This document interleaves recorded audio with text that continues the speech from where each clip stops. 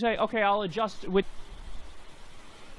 Okay, so I tell people that I went to the top, or graduated actually, with the bachelor's in business administration, which is a 4.5-year degree, from one of the top 10 business schools in the United States, University of St. Thomas, Cameron Business School, because it impresses people. You know, all the dumbass, I mean, from the very bottom to the very top, it impresses people. Not all of them. Some of them are smart enough to know that that degree is basically meaningless, except for the fact that you do pick up traditional education, you know, mainstream. But the only thing that it achieved for me, and I definitely was in one of the best, because the first day at Cameron Business School, my macroeconomics teacher happened to be the dean, Chinese American guy, Professor Chow, I think it was. So, you know, he brought in the magazines. It was like U.S. News and World Report and Newsweek, and you know, told us, "Oh, you got to go out and buy this month's because we're rated as one of the top 10 business schools in the United States in both these magazines." Well, the first thing I thought was, aren't those CIA rags? You know, isn't that Time Life owned? Anyway, that's not really the point. The point is that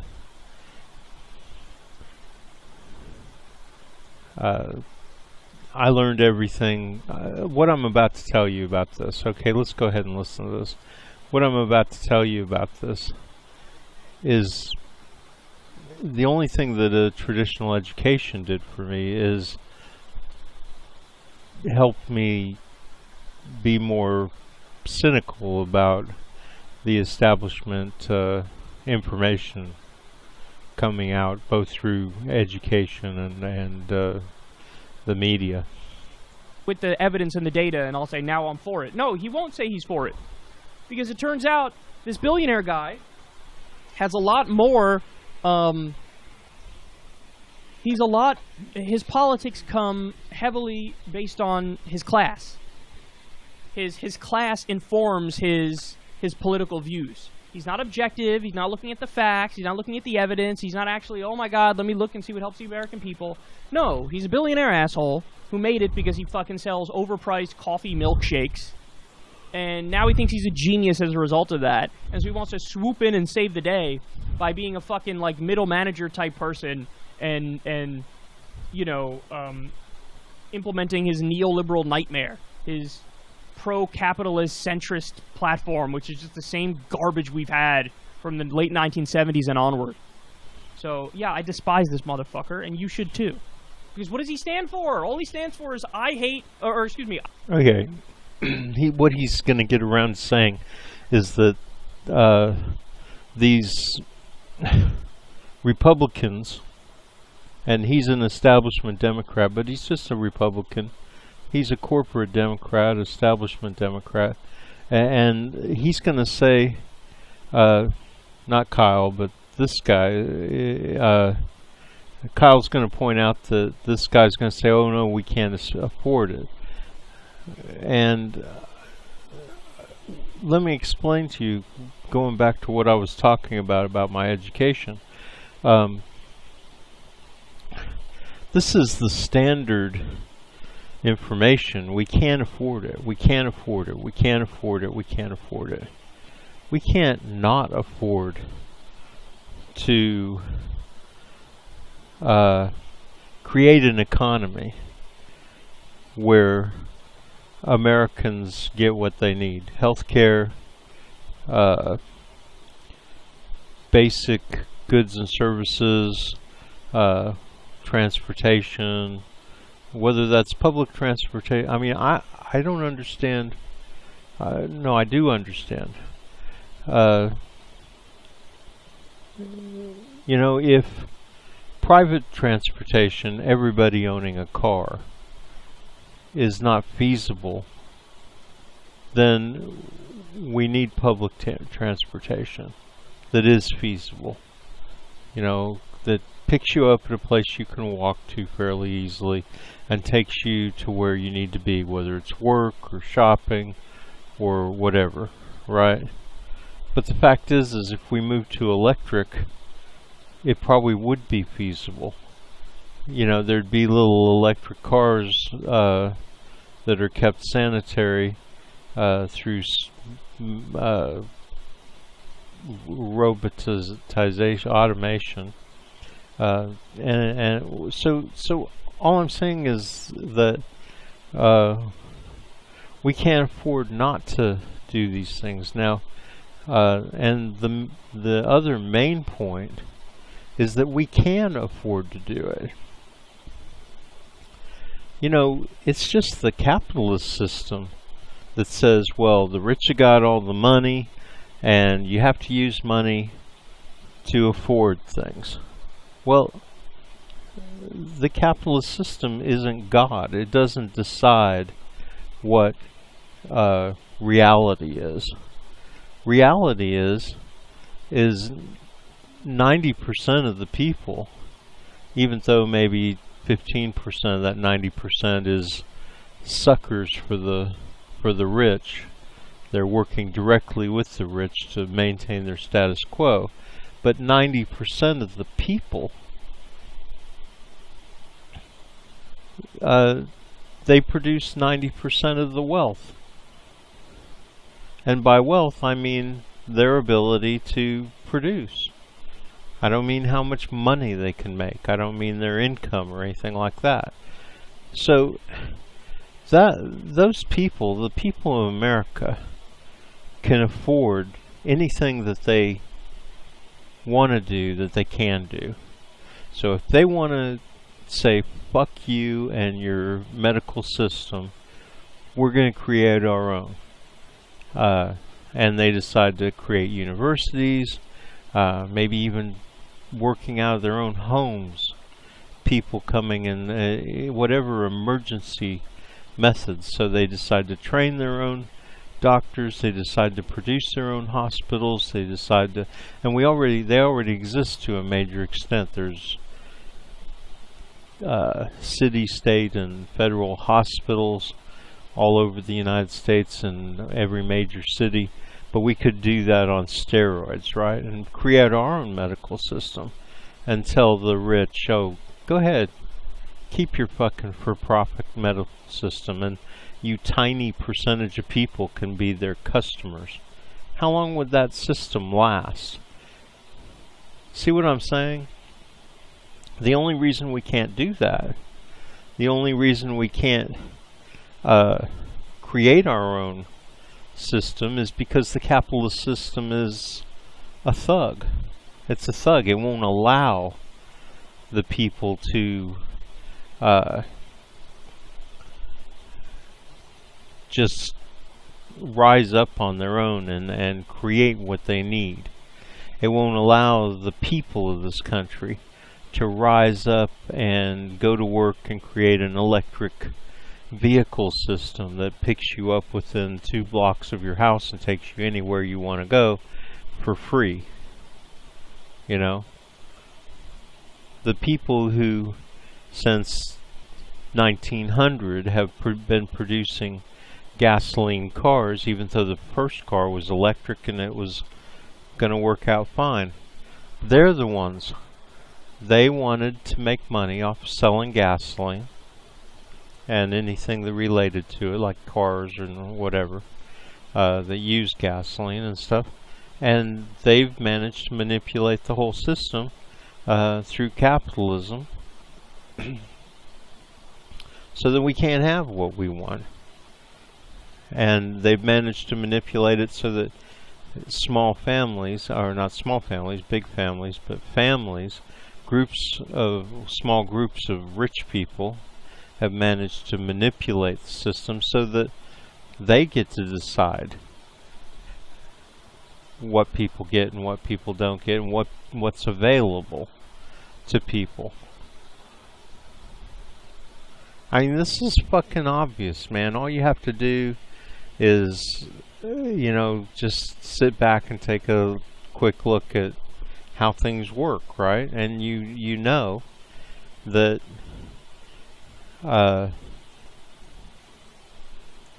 really good stuff, the electric cars, the da-da-da-da-da, whatever, all these great ideas that people like me have, who, a great idea doesn't, in a capitalist system, in a greedy, evil system, of course, your idea is good if it just helps you get rich, right?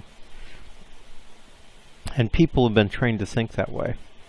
But in a real system with good people and honest people, a good idea is an idea that helps everybody.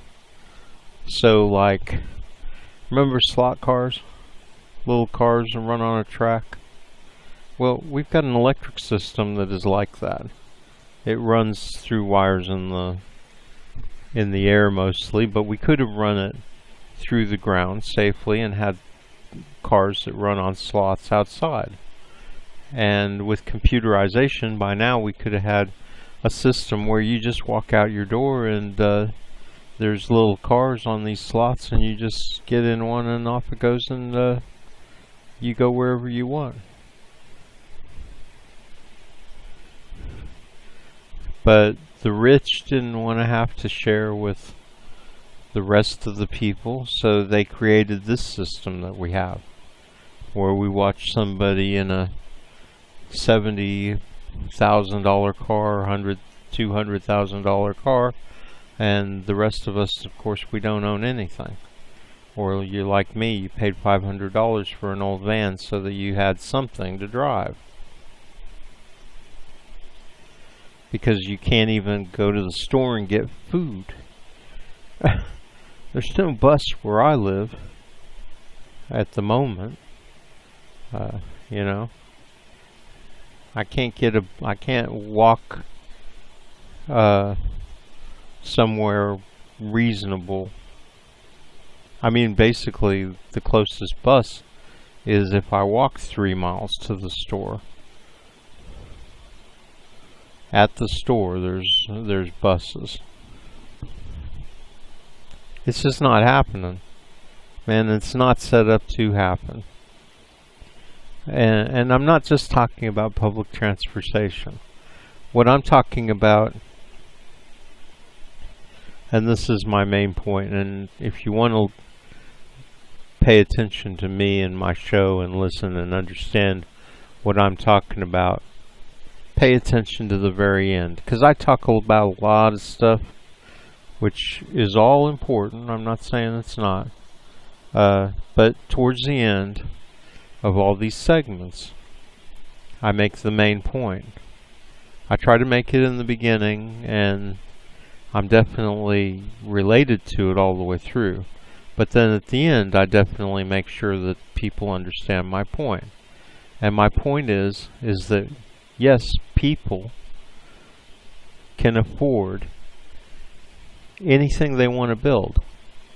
If they can build it, so if 300 million Americans can get together and build a healthcare system that serves them, that isn't based upon how much money you have, but based on your needs for health, right? If 300 million people can put their heads together and can grab the resources that they need to build it and sustain it, then it's affordable. Not only is it affordable, but once you create it, if it vastly improves the quality of life for the 325 million people, it also probably helps the rich out. because they're not going to stick with their piece of shit for-profit healthcare system if all of a sudden there's a better alternative in this public option that we've created. They're going to start mooching off of us, because their healthcare system isn't going to survive on the couple million people that are customers in it. How can a private healthcare system that they're pouring billions of dollars into survive off of a few million customers?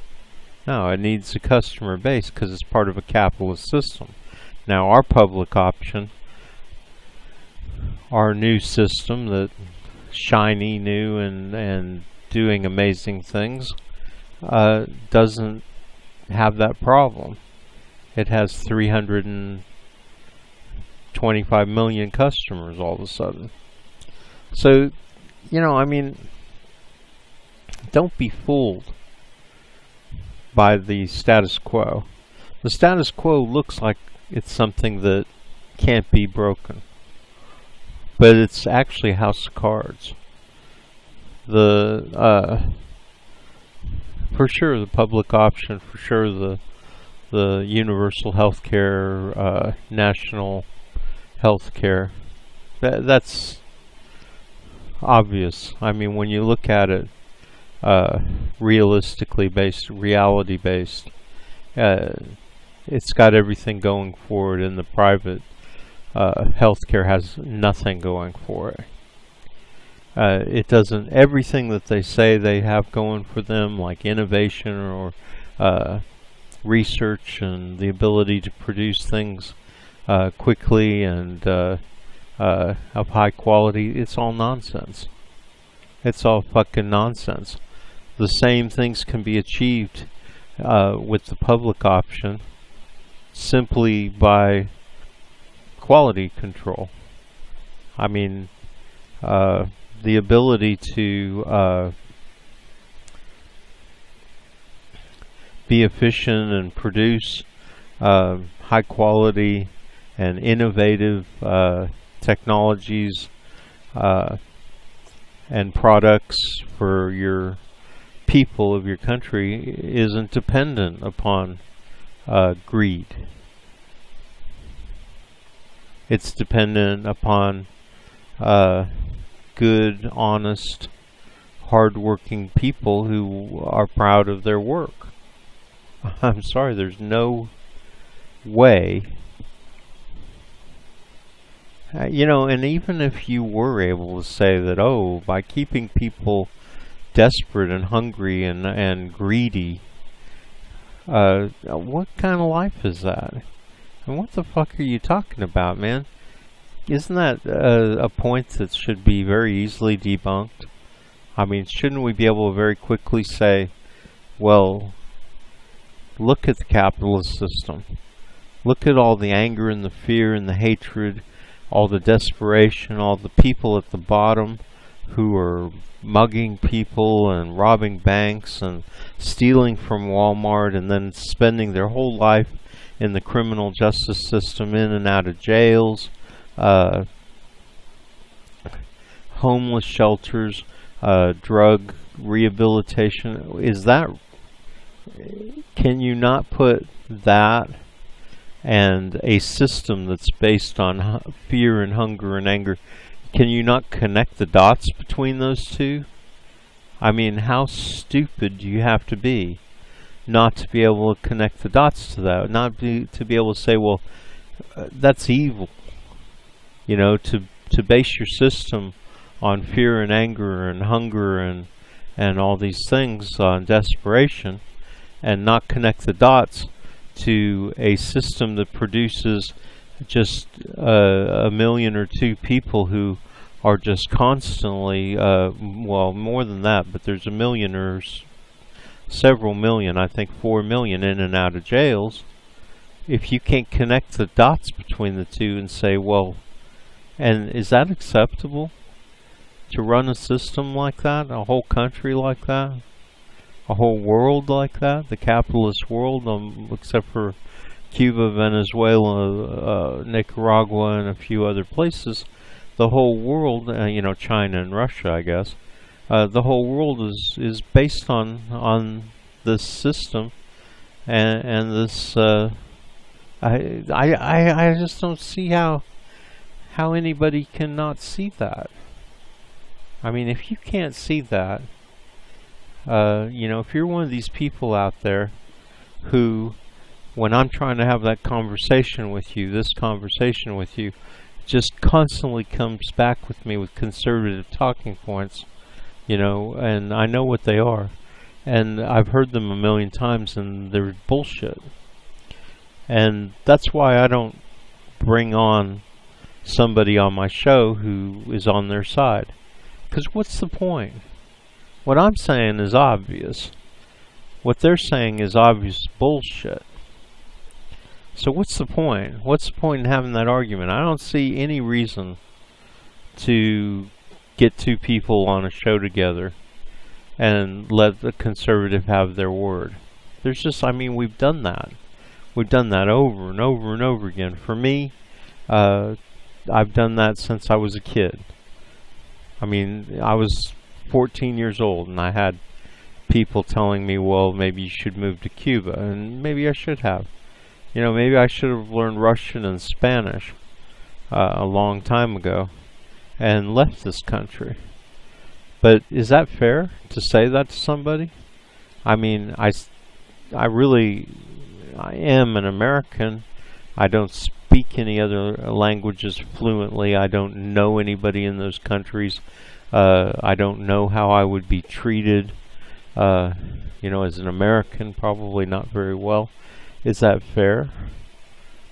No, you get out of my country, motherfucker. Okay, well, this is Martin Drummond with Progressive Democratic Party Headquarters News. February 5th, 2019. Sorry, I spent 2 months in jail. It's hard for me to get used to the idea that it's 2019. Well, let's hope to God that in 2020, and by the way, one thing I'm going to say here real quick is Ocasio-Cortez, run for president. I know it seems crazy that you could be whisked in here, in 2018 as a Congress lady or whatever you are. Senator, I don't think you're senator, I think you're a Congress for New York. And then in 2020, win the presidency. But you know what? As much as I love Bernie for what he did for this country in 2016, even though he fucked it up at the end, he should have run as an independent and told the Democratic Party, you tried to screw, or you did screw me, and for that I'm going to run anyway. And he probably would have beaten Trump and Hillary. But the truth is he should have won the Democratic nomination, and we all know this, and he would have beaten Trump. But Ocasio, I think, would be a better. I think, she's got the same exact platform. She's a progressive. Bernie is less so a progressive, but he's very progressive. Matter of fact, I'd say but he is old. And Ocasio, run. Run, Ocasio, run. If Tulsi can run and she's a douchebag, she's a bad choice, then so can Ocasio. Ocasio's far a big improvement over Tulsi. If she can, and Tulsi's just announced her run, she's bullshit. Anybody who would make the decision to be in the military and go serve in illegal wars and then act like that's some kind of asset to them running as a progressive. No, progressives don't like people who made the mistake of joining the military. No. We don't have to respect our troops. Our troops Uh, we don't need you to defend the country. If somebody were to attack this country, hundreds of millions of people, good people like me, I'd step right up. I'm 58 years old. I don't care. I can pull a trigger like anybody else. So, we don't need you to defend this country. 99% of the people who join the military or the police or the priesthood, for that matter, and religious organizations, y'all have problems. And you know what? I feel for you. Just like I feel for people who go to jail for stealing from Walmart, And by the way, those people who steal from Walmart and do drugs and stuff, I consider you to be the real patriots of this country. You're the only ones who say, I've had it. I've been pushed around. I've been stolen from. I've been cheated by this community I'm a part of. Fuck you. I'm going to fight back. I'm going to steal. I'm going to enjoy my life, do drugs when I want to, try to make money illegally by selling drugs, heroin, whatever, and just get bombed out of my mind and say fuck this. Look, I don't consider, unlike these conservatives and these liberals and conservative or conservatives in liberal garb who criticize, those people are, what do you call them? They're being demonized. Nobody's saying, well, maybe they're not so bad. Well, I just spent 2.5 months with them in jails, and I did not see any difference between them and anybody I know on the outside, except for the people on the outside that I know have managed to get jobs and not end up sleeping in alleyways and shit like that, and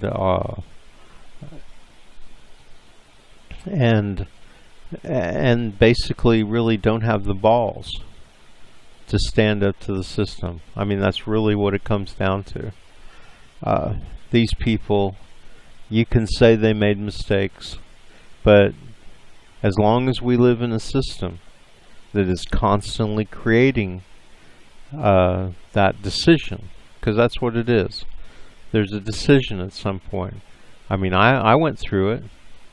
Got thrown out of my house, didn't have a job, couldn't get a job. Don't tell me that there's, always a job out there.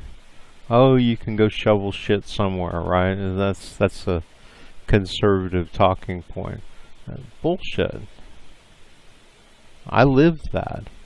I walked up and down Westheimer in Houston, going to every store and every restaurant and every fast food place, wanting a job, with a 4.5-year college degree from one of the top 10 business schools in the United States. Oh, couldn't get a job. And you know what? When you're walking up and down the street like that, just been thrown out of your house, you need money now. So, I'm sitting on the curb on Westheimer Boulevard, sitting there, watching the cars go by. Should I, threaten somebody and take somebody's wallet? I mean, I have to have some money soon, otherwise I'm going to be sleeping out here. So, I've experienced it. I've been there. And we know from the statistics that there are just a certain percentage of people who are going through that every day. I mean, look at the basic statistic. And I could show you this, but I'll just tell you what it is. 1/3 of Americans over 18, adult Americans, have zero income.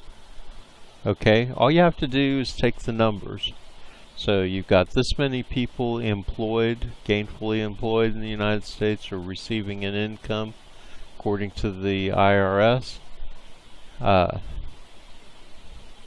And then you subtract that from the number of people over 18 in the United States, and what you end up with is a little over 1/3 of Americans have no income.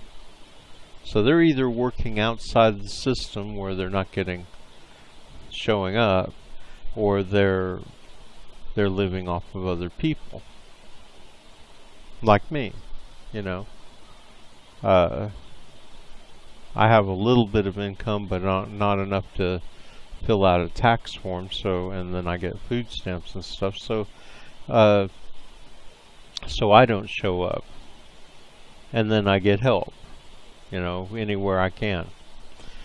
And so I'm part of that one in 3 people. And then the other 2/3, you can split them in half. 1/3 makes under $32,000 a year.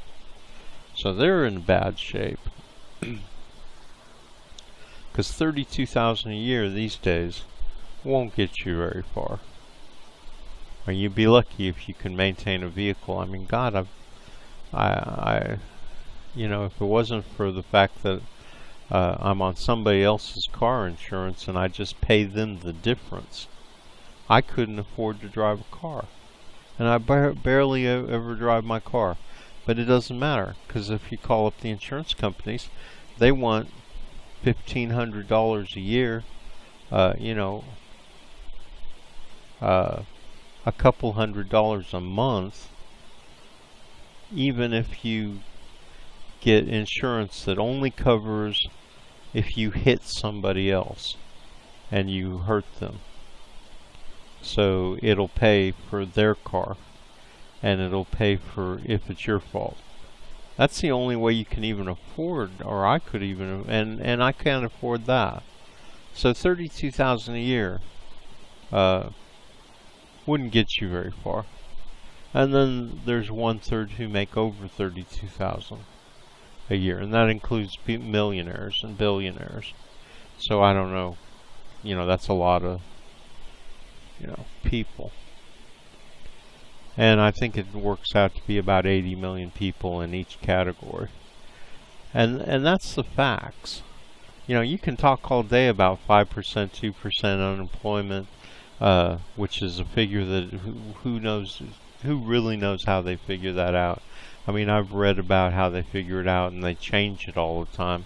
They used to just base it on who was drawing unemployment, but I think they changed that where they do like some kind of statistical, you know, of households. So, yeah. You know, the conservatives have it all their way, and they're going to maintain the system until we take it back. I don't hate minorities. Wow.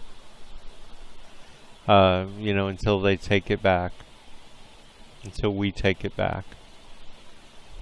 It's ours. It belongs to us. It's just a question of how long they can hold it from us.